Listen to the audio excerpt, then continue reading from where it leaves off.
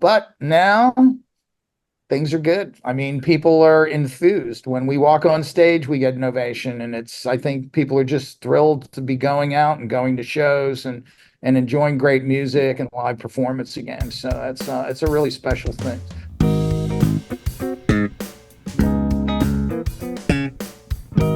Hi, and welcome to ForBassPlayersOnly.com. I'm John Liebman, founder and first baseman.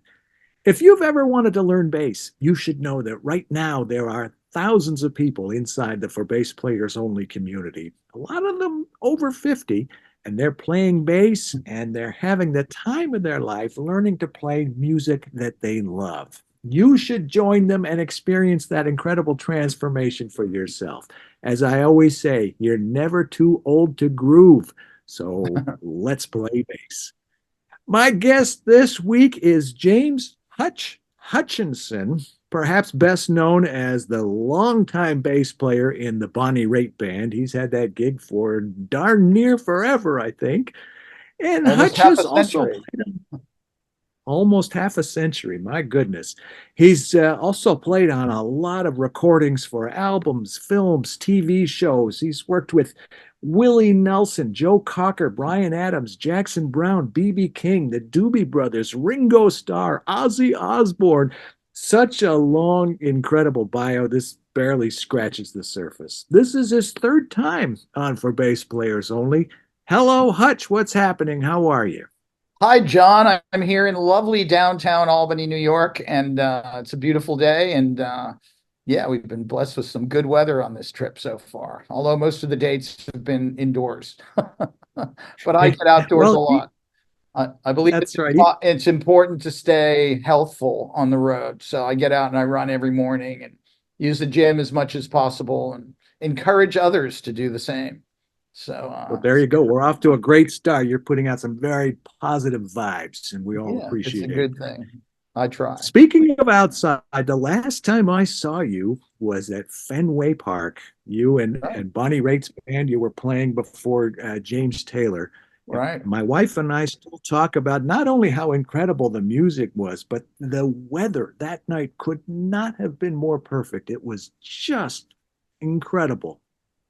And I sort of grew up in the park, and now we're playing there again next week or in 2 weeks. So they have a new venue in Fenway. They took out Gate C, basically where the tour buses used to park for visiting teams and for bands who were performing there. And they built about a 6,500 seat theater called MGM at Fenway, and it's their inaugural season, and people love it. Actually, the Red Sox are playing the Yankees during our gigs there, Ooh, and we that's can a actually big show. rivalry.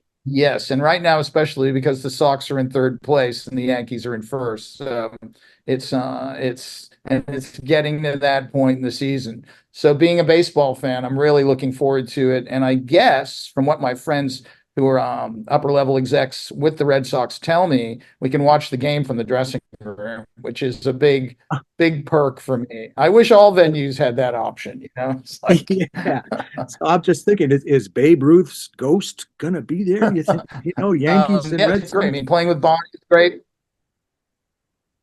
I think I just What's lost you. that? I Oh, think, yeah. Well,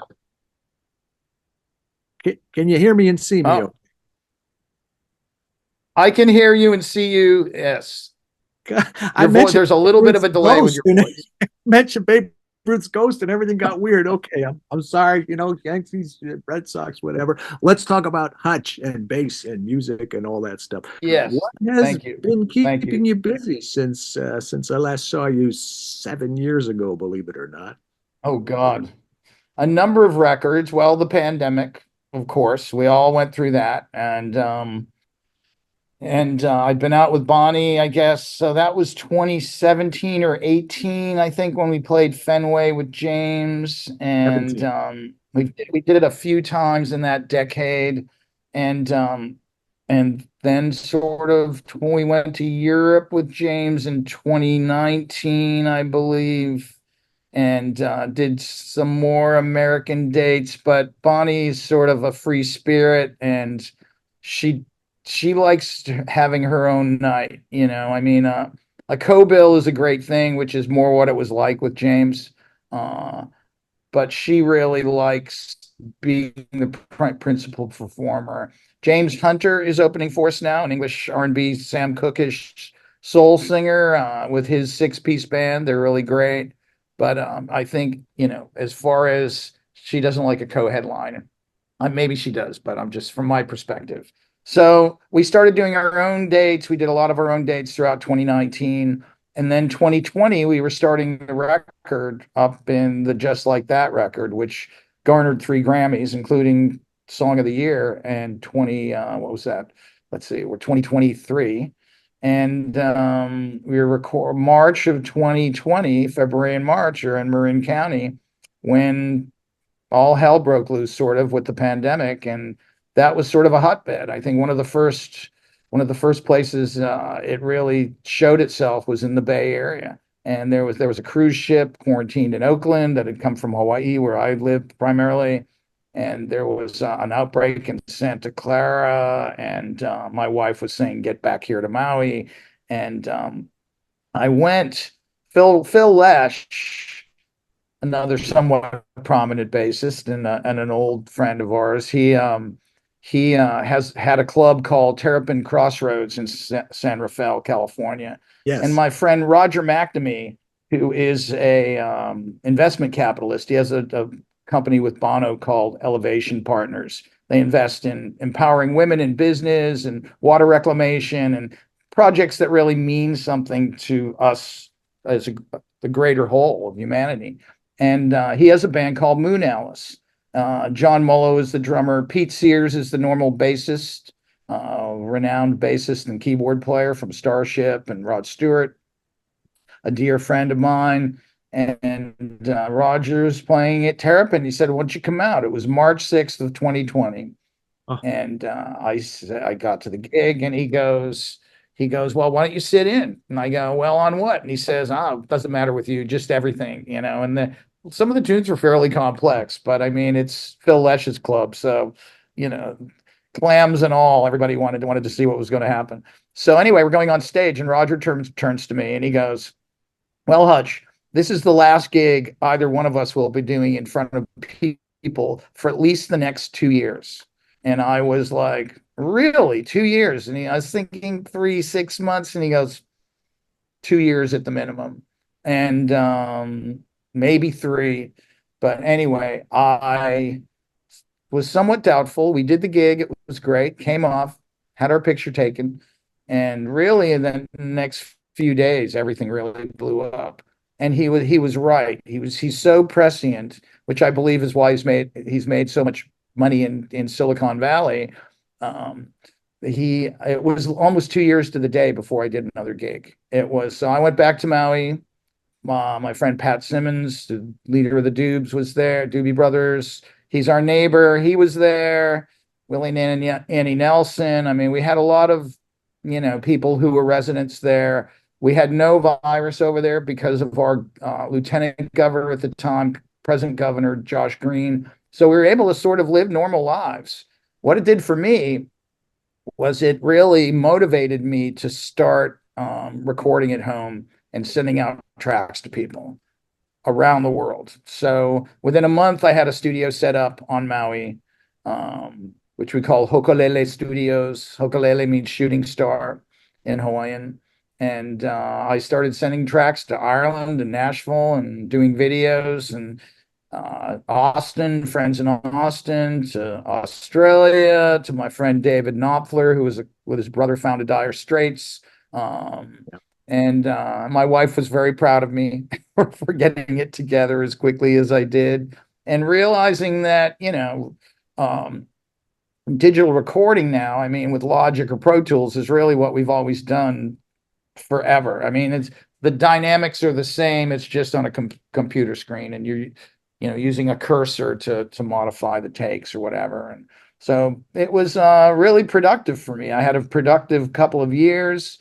Uh, and then 2022, 2 years to the day, almost March of 2022, Bonnie calls and says, "Well, we're going to do a gig."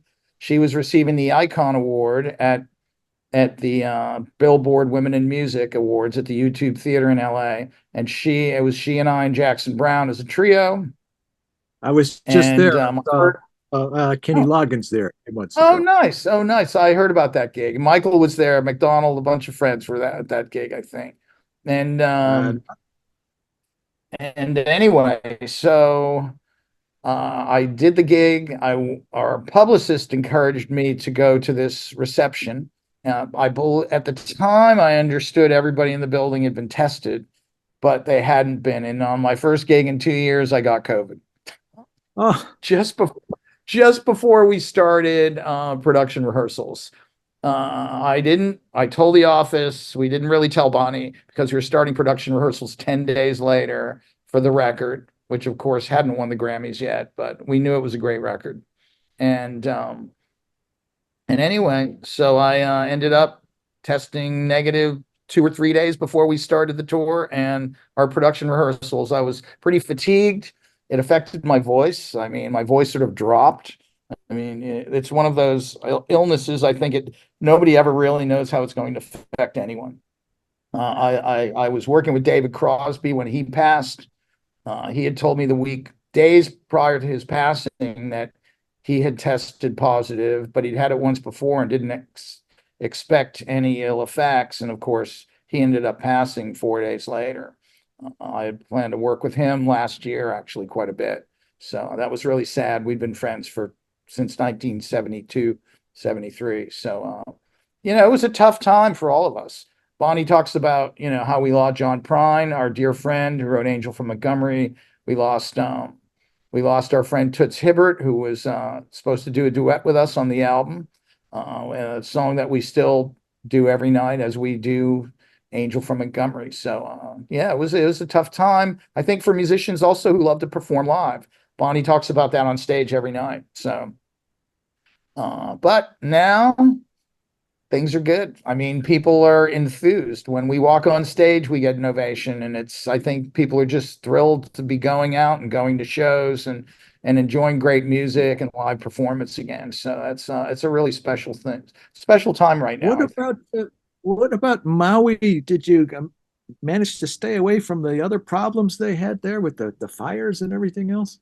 Nobody really has. I mean, relating to musicians, a lot of musicians have had to leave because Lahaina, for Maui especially, was really the last sort of intact plantation town. Aside from that, it was a hub for tourism, and I think it probably at least 40 to 60, maybe 70% of the live music venues on island, bars, jazz clubs, outdoor performance spaces, they were in Lahaina. So it immediately took away the livelihood for so many of the musicians who live on the island of Maui. The other islands, not affected so much, of course, but everybody who lives in our community was affected by it. My wife is a bookkeeper. A lot of her clients she has a bookkeeping business, and a lot of her clients were in Lahaina, and they're still dealing with the effects. I mean, it hasn't even been a year. I flew in the day of the fires. I saw what was going on from the air, and it was pretty horrific when we woke up the next morning and found out that thousands of homes had been destroyed and people were displaced. And I think a lot of How long has it been? Has it been people, about a year now, or how long ago did that happen? Your face is frozen on the screen.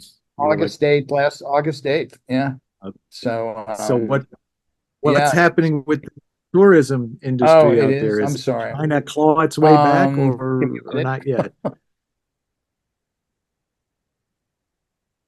Tourism is coming back. I mean, a lot of people who I speak to, including last night at dinner, people are afraid to come. They feel, I think, me being a resident, we don't always appreciate tourists, I think, but the people who work in related businesses need people to come. I wish some of these performance spaces would come back. I think people are trying to do that. There's a lot of great musicians who live on Maui and work in the community. A lot of great jazz musicians. A lot of the clubs they were working in aren't there any longer. So, and it's going to take a long time to rebuild that town and to get these businesses up and running again, you know. So, I work on Maui. I mean, I work with my friends, Pat Simmons. We did a number of my friend Shep Gordon, who Mike Myers did a film on. He's Alice Cooper's manager. He did a movie called Supermensch that Yes. anyone who hasn't seen it should watch it. He's been Alice's manager forever, and he's managed Pink Floyd for a moment, and he Teddy Pendergrast, and was one of the helped a lot of great chefs out, and he does a couple of benefits every year to help the Maui Arts and Cultural Center and the Hawaii Food Bank. And you never know who's going to show up. This year it was Pat Simmons and myself and Mick Fleetwood and Richie Sambora and Sammy Hagar and Lucas Nelson and a lot of local artists who have had a presence over there for years. Oprah's always there. I mean, there's a lot of athletes who show up. Don Nelson, former coach of the Warriors and Mavericks and Celtics, and You he know what? always there. It just occurred to me, Benny Rietveld, I think, is out He's there. from Doesn't he Honolulu. live Yeah. in, okay. Do you ever bump into him anywhere? Not really. I think I've maybe just met him once, and I love his playing, and he seems to be a great guy. I mean, I think I met him once years ago, not knowing the Hawaii connection. So Yeah. yeah, so it's a good thing, and So, I'm wow. glad to be back Certainly. out on the road, and Yeah. working in the studio again. I mean, that was another thing. Live studio dates were done for 2.5 years. I think people were even more reluctant to get back into that. I mean, because you're in a closed space. You know, when you're on a big stage, it doesn't Yeah. matter so much, you know. But when you're in a room with six, seven, I'm still doing sessions and people are masked up. I mean, there are people who are still afraid of it, and as they should be. I mean, especially if they have, a pre-existing condition. I mean, so I just Yeah. worked on Richie Sambora's new album with Bob Rock and Abe Laboriel Jr., who's Paul's drummer. I've known since he Yeah. was a kid because I've known his Yeah. dad Me too. forever. And Yeah. I love playing with Abe. We've done a lot of records, but he was masked up for the whole session, you know. So I mean, he's a big guy. I mean, it's like there's, a lot of issues that come with this turf that we're still dealing with them. A lot of Yeah. people think it's done, but it's not. To certain people, it's not. And I know. I'm glad I that's had one it of the things I try to stay this healthy. this year, I think. Well, after NAM, I got it, which is not surprising. But first time I got COVID was in Boston. Thank you. Really? Yes. I was, my wife and I were at our son's graduation from Berkeley. Yeah. Oh, nice. Yeah, that was great. That was the graduation. They honored Chuck Rainey and Hmm. Layla Hathaway, Donny Hathaway's daughter, and Right, right. James Newton Howard. So each of them Oh, got up nice. to, and then the president of Berkeley says, we have one more honorary doctorate that we're conferring, and this person is not able to be here, but I'm pretty sure this person needs no introduction. Roll the video, please. And they roll the video, and it's Ringo. He says, Oh, I wasn't aware "Here of that. I knew comes the Chuck had been music, I peace knew and Chuck had love, been peace and love." honored.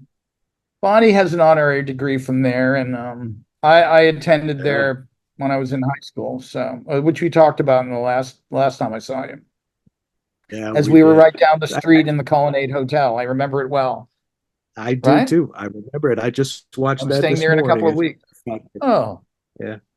So talk to me a little bit about your gear, your basses and amps and bases. effects and Lots of stuff going on there. So I work with Lakeland a lot. ah, And they're releasing a Hutchinson short scale model this year, which I've been using frequently on the road. And I used it on the last record quite a bit. It's a great little instrument, no pun intended. And it's a PJ setup and beautiful neck. They're releasing a Skyline version coming out, I think in the summer NAM maybe. And it's on their there's no website. summer name. There is no summer name anymore. Oh, there isn't? Well, if there was, they'd be There's really. some kind of educational thing they're doing, but Oh, there's no more Nashville Summer NAM. They're not going to do it again. That's oh, crazy. And the winter NAM is only going to be 3 days now instead of four. Is it really? Wow. Which will make it all that much more crowded. Everybody will try to I was squeeze there it. this year. Last time I was there was in 2020, right before Yeah, everything that happened with the pandemic. So I think that was the peak, like 125, 130,000 people. insane. And Yeah. here Yeah. there were it was about half that, about 60, 65,000. Oh, okay. Okay. It's still a lot of people, but I it's not. remember when it I don't was know. 10 or 20,000 back in the 80s, you know. I remember going with Rick Roses, who is my dear friend, who was Neil Young's bassist for many years, Joe Walsh's bassist. He and I and John Entwistle. And Oh, that was Rick, the bass player, right? yes, yeah, yeah. He was my pal and my neighbor and for years. And Oh, but he and I and John and a few other crazies would go down and we'd have a great time. We'd stay down there for a few days. Back then you could easily get a room at the Marriott or the Hilton.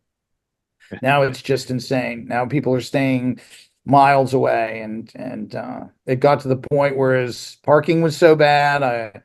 I remember saying to Ampeg and a couple of other companies that I work with, look, you want me to go down, get me a car. I'm not driving. So so so Ampeg is it worked. one They of they your must still love me because they'll still do it. Ampeg is part of your rig, your gear. Forever, yeah, for 30 years. I was a Steve Robbie guy in the 80s when I used Ampeg when I was younger, when I was at the Neville Brothers in the 70s, and even before that in Copperhead, I was an SVT guy. And then Steve started SWR, and I switched camps, and I did a lot of beta testing and development for SWR. Jack Cassidy and I helped Steve develop a preamp called the Interstellar Overdrive, which basically tried to recreate the sound of his Versatone amp and it's had a clean channel and an overdriven channel. Great little unit if you can find one. Can be used as a lightweight amplifier as well. But anyway, so I worked with them, and then in the early '90s, I switched back to Ampeg, and during the St. Louis music era, and I've stuck with them ever since. And so Dino Dino Monoxylus. Monoxylus. Guys are all Yeah. my pals. Dino and I go to Red Sox games together. He's such a New Hampshire guy, and anyway, Yeah. we have a good time, and I still work closely with them. Also, I'm working Kala. My friend Mike Upton at Kala is reissuing the Yep. Hutchinson U-Bass, which hasn't been available for some time, and they had a lot of requests. And he came into a stock of Hawaiian Koa, and so we're going to do a Hawaiian Koa Hutchinson U-Bass, which is quite different from any Beautiful. model that they had, and a great little instrument, which I still use. I use quite frequently. I do. There's a excuse me, an organization called Food Shelf Food Pantry, and I just did a video for them. There's a shop. Not familiar. I don't know if you're familiar with them. It's Willie's American Guitars up in St. Paul. It's a high end sort of, they have a lot of players' instruments. A lot of the instruments I use in the studio I've gotten from there over the years, but they also they do a lot of work in the community and a lot of celebrities. Nate, who is actually Willie, that Willie's his nickname. He was the fellow who found Jimmy Page's lost Les Paul, the one that Wow. had went missing in '72. It's sort of like the Les Paul version of Paul's Hofner, and of McCartney's Maga's Hofner. So anyway, he does this thing called it's like a video. David Hidalgo from Los Lobos done a bunch, and I've done three or four. I've used a U-bass in one. Maybe it was released a month ago. If you go to Willie's American Guitars, I think you'll find a link on Facebook. I just did one with Pat Simmons. We did Nobody Knows You When You're Down and Out. I used an I old, love that. I love it's a that great song. version. I'll send you the link or you can find it. And I have an old floral. It's a MIJ custom shop transition P bass, but it's that blue floral pattern that was like Yeah.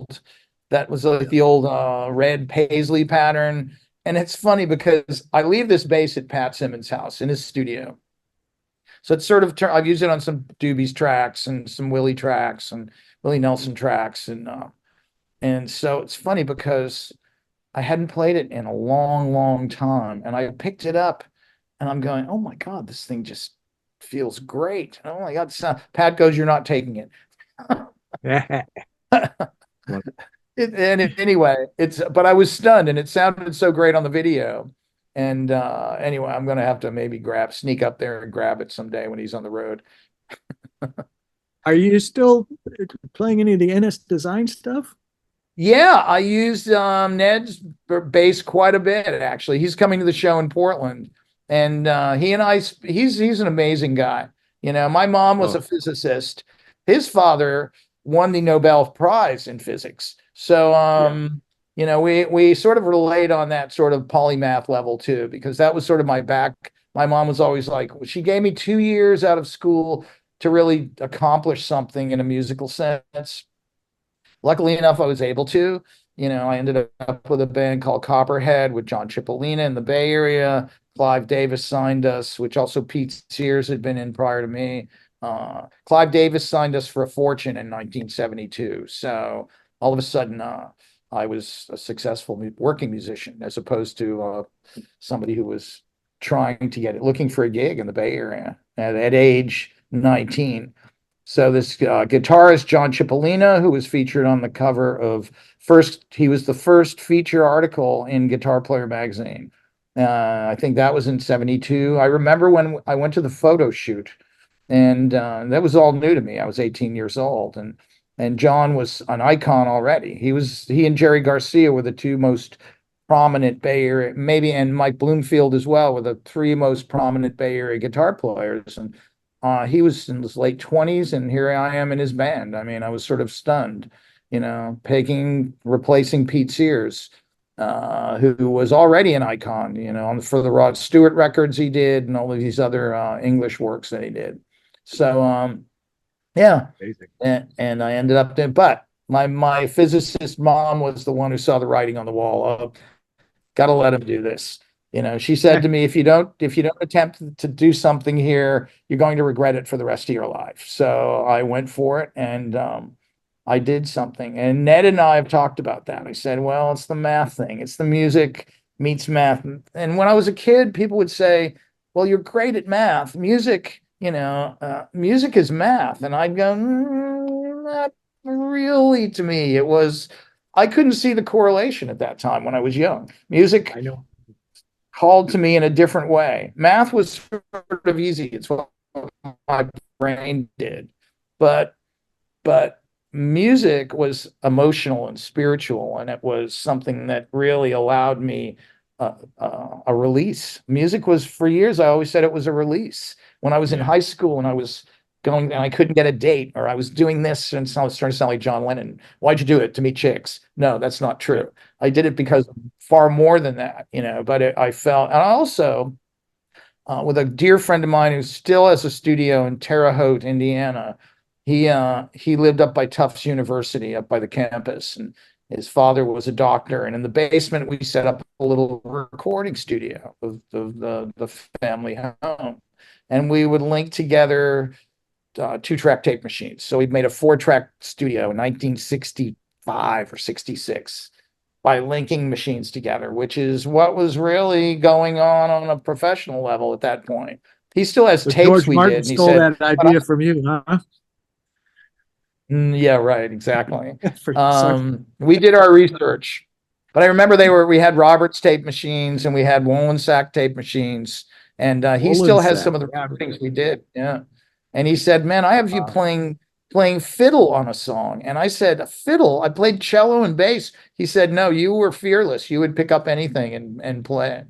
You know, I think when we're younger, that's how we are. We're just, oh, I can play this. You know, and I hope. Anything else in your rig, like effects, pedals, like a Sanzig Yeah, or anything you like know that? what? Well, I've been wearing in-ears the last number of years, and these Ukrainian brothers at 64 Audio, Bolozhnikov, brothers, they're awesome. That Pino Palladino turned me onto these in-ears, and they also work with Nathan East to develop these sort of bass-friendly in-ears called Nates, N8, and they're actually I think 9 drivers on each side, but it didn't work with Nate's name, but he actually they're awesome little headphones. And one of the other brothers has a company called Schnobeltone. Schnobel, like, now like Ringo. And anyway, they're amazing, some amazing effects, and I've been using those, as well as I still have an Ampeg Octaver, and I work with MXR quite a bit. I work Jim, the old man Jim Dunlop was a dear friend of mine, and so Jimmy and his people hooked me up with some great effects. I still use a Phase 100, and I like my effects. And I've been using Noble preamps for my DIs. I also have a couple of Reddies, but this tour, our new front of house guy liked the Nobles. My friend John Button, who played with the Who for the last number of years, he turned me Oh, on to John. yeah. So John and Sean Hurley have both been using these Nobles, and they're awesome. So they're made up in a garage in Connecticut. This guy, they're Wow. fairly expensive, but they're well worth the money, and they sound incredible. So I've been using those on this tour. Uh, yeah, Did I see somewhere you use Fishman pickups? I've got some Fishman stuff. I've known Larry and Pam forever. They used to be neighbors to my mom. They lived a block away, so it was like, so he sort of hooked me up with stuff a while back. So I've got a number of uprights I use. But I use Ned's NS on the road because we have a Yeah. rock crew, and I don't want them handling my vintage uprights. I also have an Upton bass out of Mystic, Oh Connecticut. yeah. They make some You mentioned beautiful instruments. If what's his name? anybody's ever Gary, in that, right? what's that? Yeah. And if Gary anybody's Birkenstock. ever, yeah, if anybody's in that area, though, it's well worth the visit to their facility. They're out in a 300-year-old barn there, and Yeah. Seen the it just pictures. and I have so many beautiful basses, and yeah, I love those guys. I love the one they made for me, which is a Gary Carr model a few years ago with an adjustable neck, adjustable and removable neck. The adjustable neck's pretty amazing because you can really just adjust the action on an upright, which is something you really couldn't ever do before. So How is that an adjustable there's a neck? little What? there's a little turn key on the back of the neck plate, and basically the neck can go up and down like this to the string. So you can actually adjust the string height for even for I have done it for different songs. In the studio where I wanted something that's a little shorter, I'll raise the action up. So I'll bring the neck back down. And then I you can get it right down to something that's almost like an electric bass. So it was quite the innovation.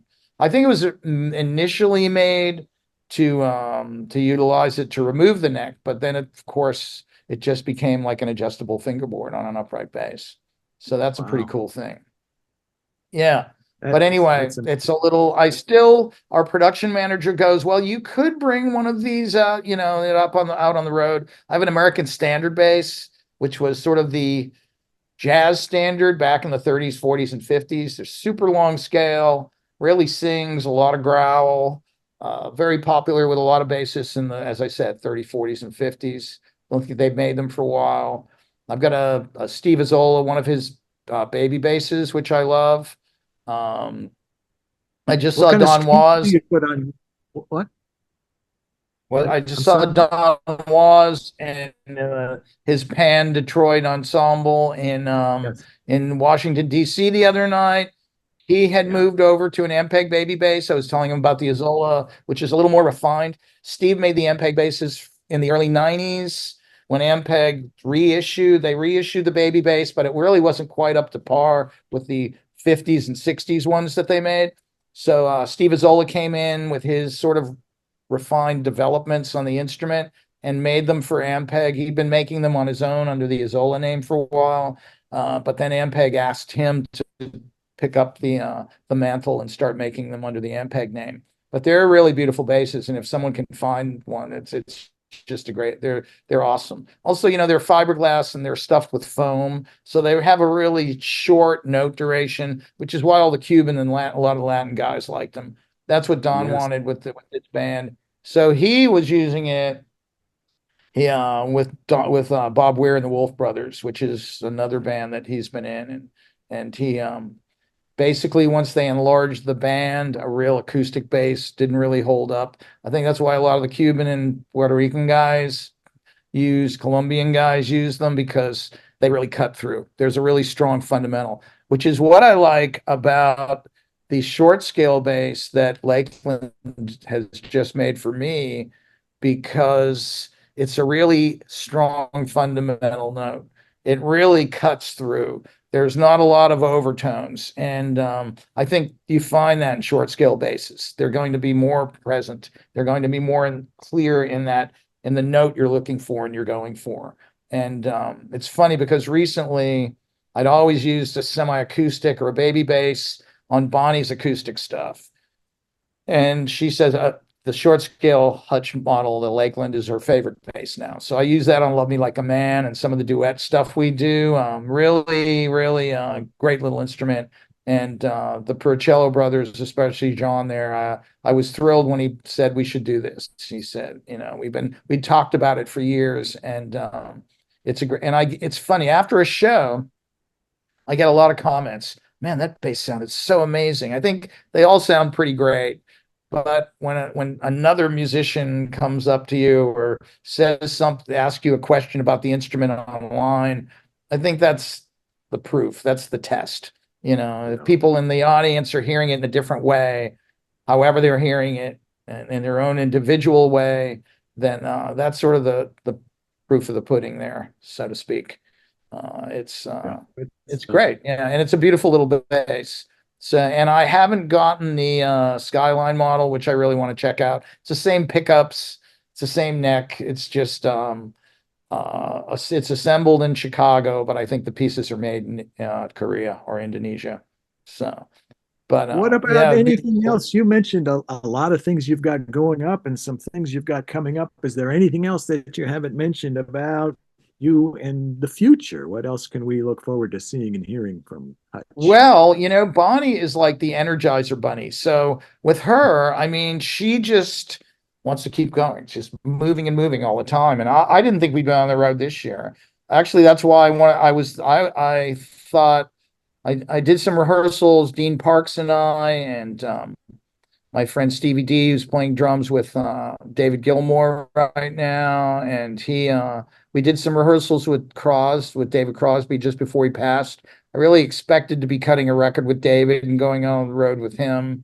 Um, that was super traumatic for a lot of us. He was such an amazing guy, an amazing musician, and it was very sad. I mean, because he wanted to do this, he wanted to put this band together that was his dream band, and I was just glad that he really wanted me to do it. We were at the County Bowl in Santa Barbara, and he came up to me and he said, "What would it take for me to get you away from Bonnie for a couple of years?" And I went, "Well," anyway, I'm not going to repeat what I told him, but he was a funny guy, and I was ready to do some work with him, maybe interspersed between her dates, but she really hasn't stopped in the last few years, and I don't expect her to stop maybe for another couple.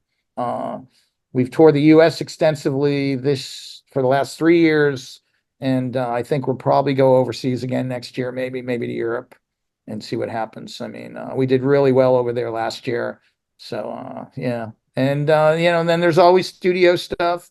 I love working with Bob Rock, and Richie Sambora is a good friend, and I think his new record is really amazing. I mean, he wrote a lot of Bon Jovi's biggest hits, so and he sang a lot of the parts. I mean, Wanted, Dead or Alive, and Living on a Prayer. I mean, that's really Richie in a big way. So this new record is a pretty amazing thing, and he's an amazing guitar player and just a great singer and a fun guy to be around. So if I'm looking forward to maybe doing some stuff on the road with him at some point, especially if Abe plays drums. And a great band, some great players we had in the studios, and this record's pretty incredible. So I love playing big rock stuff. I've worked with Bryan Adams and a lot of sort of power rock artists over the years and pop rock artists, and I always have a good time in a big venue cranking it up.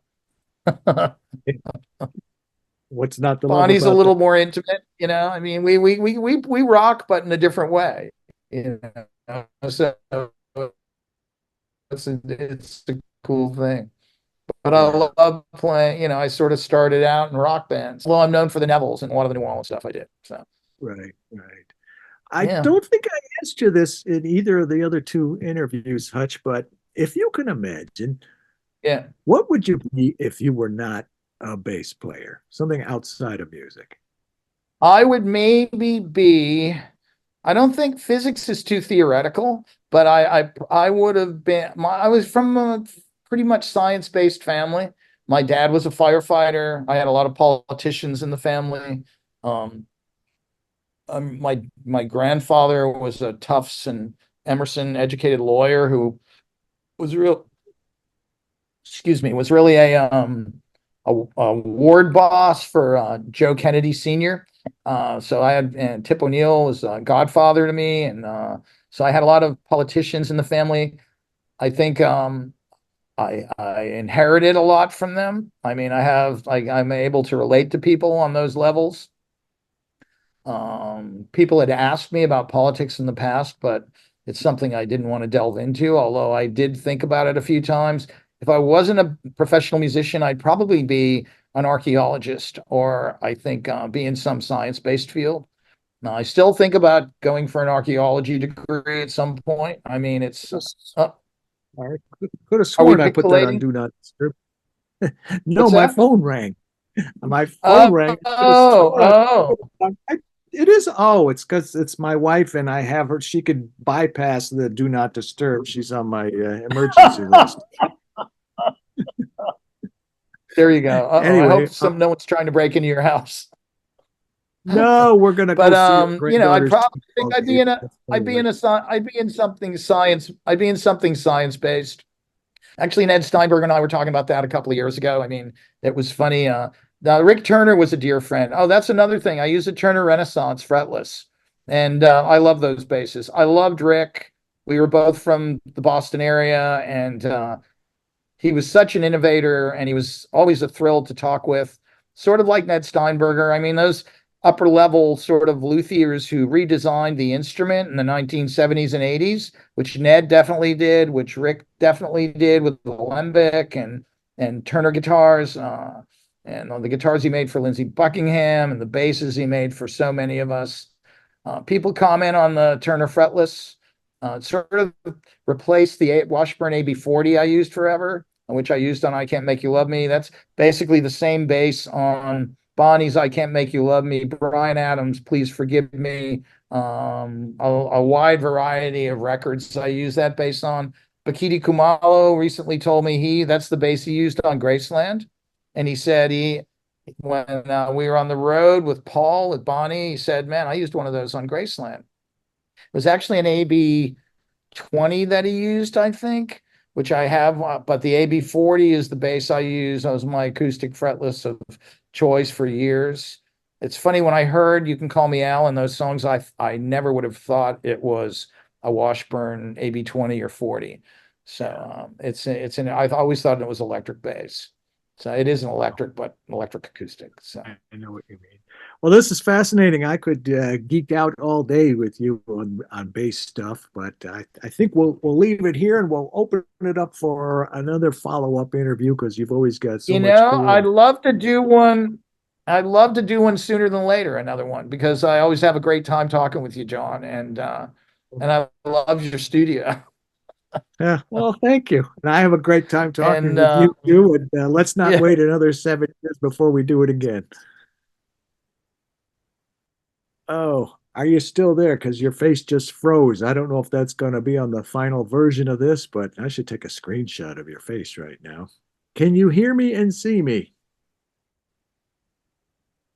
Oh my. I'm stunned when you said that.